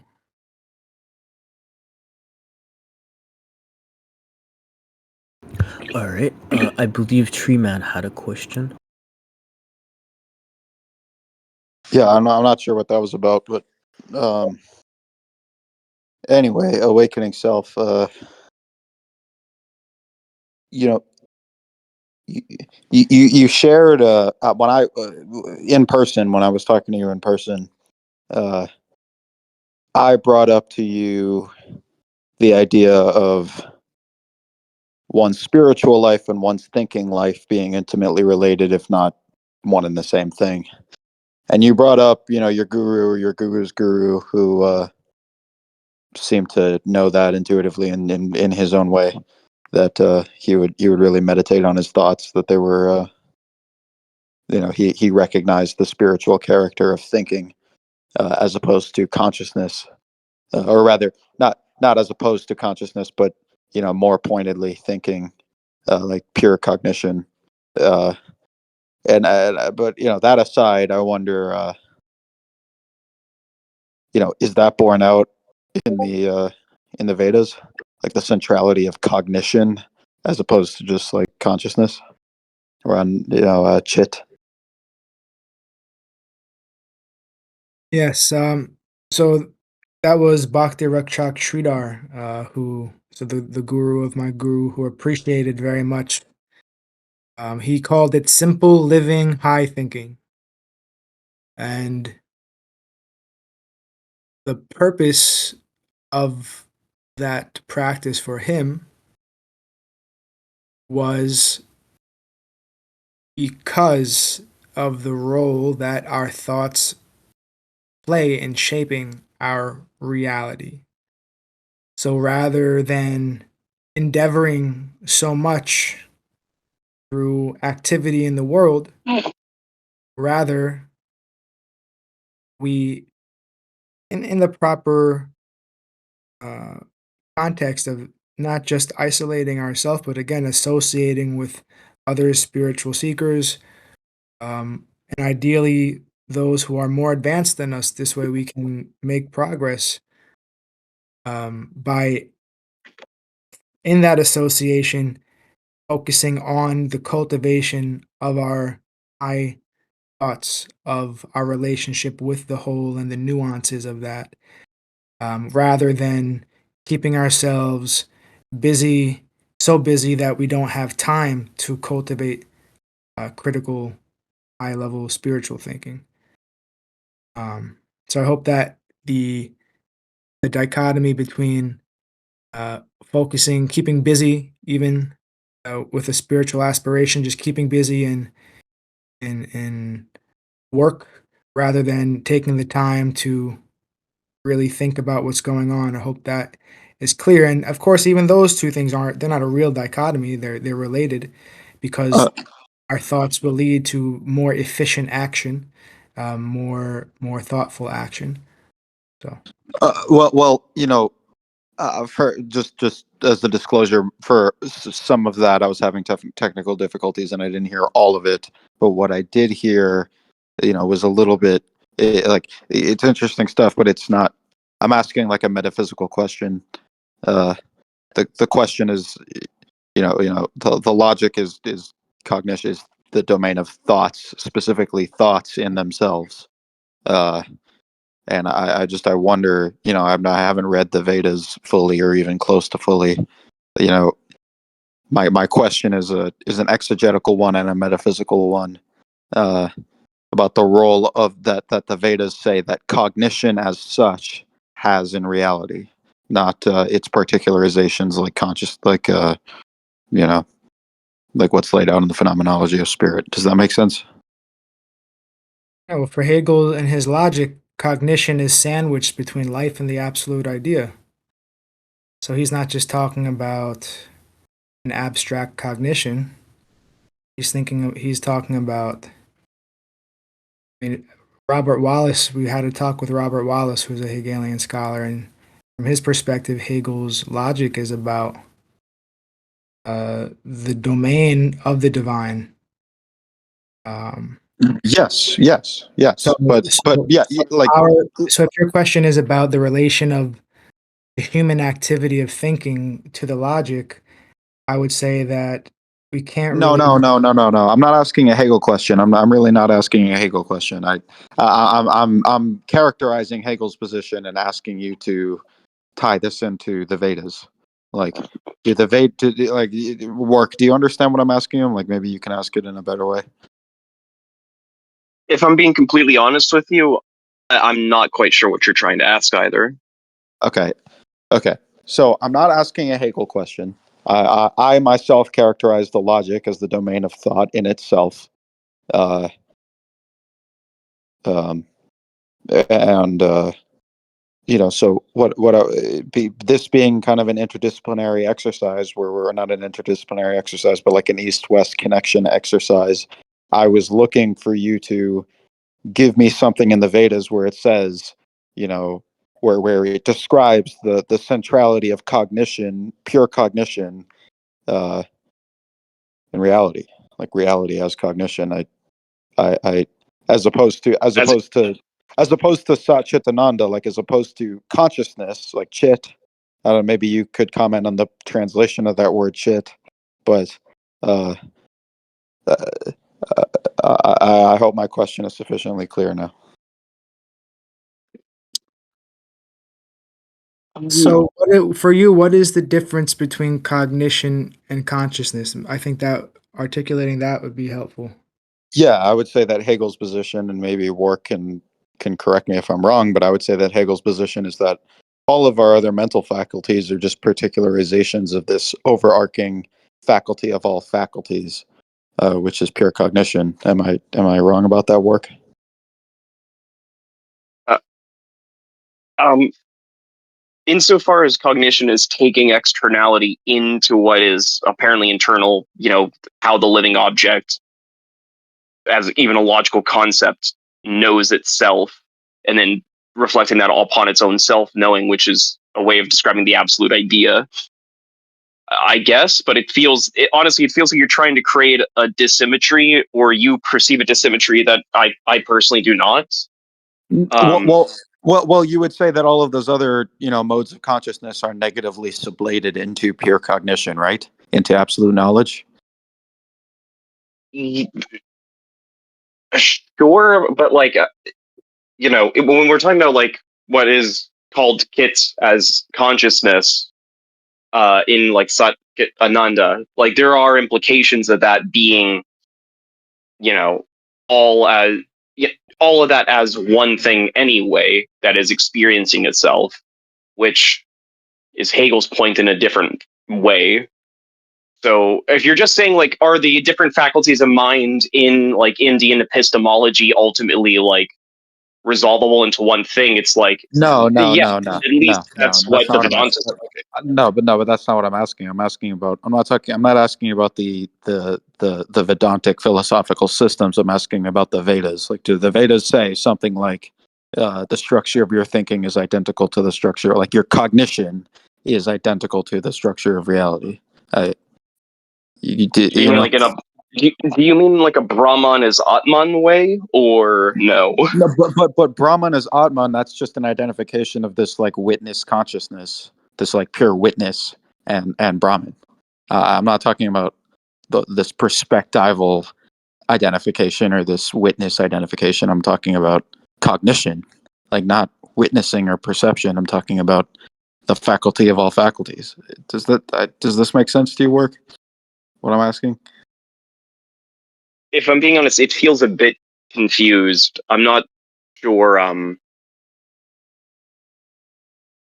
don't know what you mean actually by faculty of all faculties in this case. Like, I know you're trying to say cognition, and it's I just yeah. explained it. Like absolute knowledge as, or rather, what is it? Word?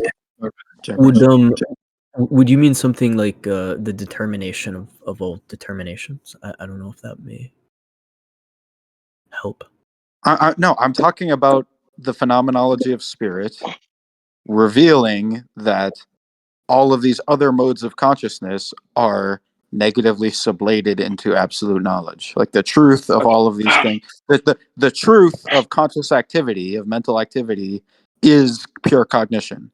So, Tree Man, I think the closest I can get to addressing your question would be Hegel's phenomenology of spirit, of the different forms of consciousness from sense certainty, perception, understanding. That would be the subtle elements that I described, the manas, ahankar, and buddhi, where the chit in Satchitananda would be the cognition and the logic, which is kind of encompassing the forms of consciousness in the phenomenology of spirit. Does that help? He seems to have left the stage. Oh, I moved him back into the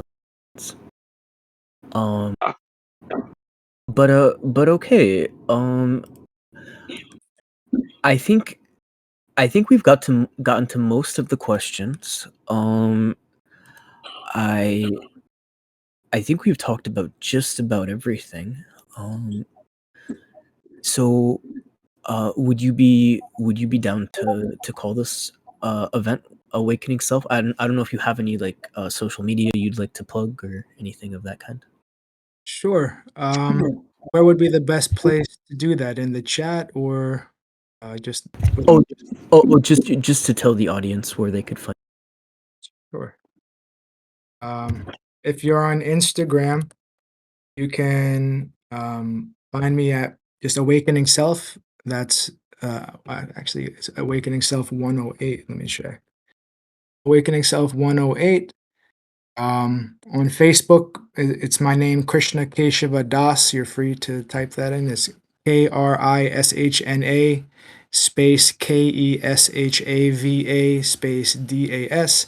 If you want to talk about any of these topics and connect, you're welcome to reach out on those platforms. And I appreciate the discussion here today very much. And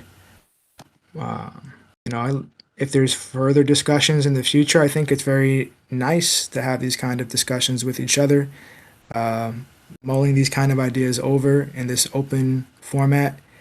And I'm open to future discussion, and I just want to thank the organizers again. Yeah, thank you so much for coming. I hope that this helped give outreach to what it is you're thinking. Hopefully, the people's questions were satisfactory enough. We appreciate your time. Yeah, I think that's just about everything. So, all right. Well, we will call the event now. But To end, can I chant one mantra for the conclusion? Is that okay?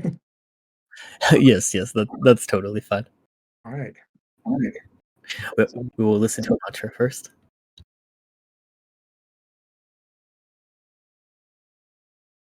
Shri Krishna Chaitanya Prabhu Nityananda Shri Advaita Gadadhar Shri Vasadi Gaura Bhakta Vrinda Hare Krishna Krishna Krishna Hare Hare Hare Rama Rama Rama Hare Hare. Okay, thank you. Thank you for your time, and we'd love to have you again at some point. Wonderful. Thank you, Awakening. All right, that concludes the event.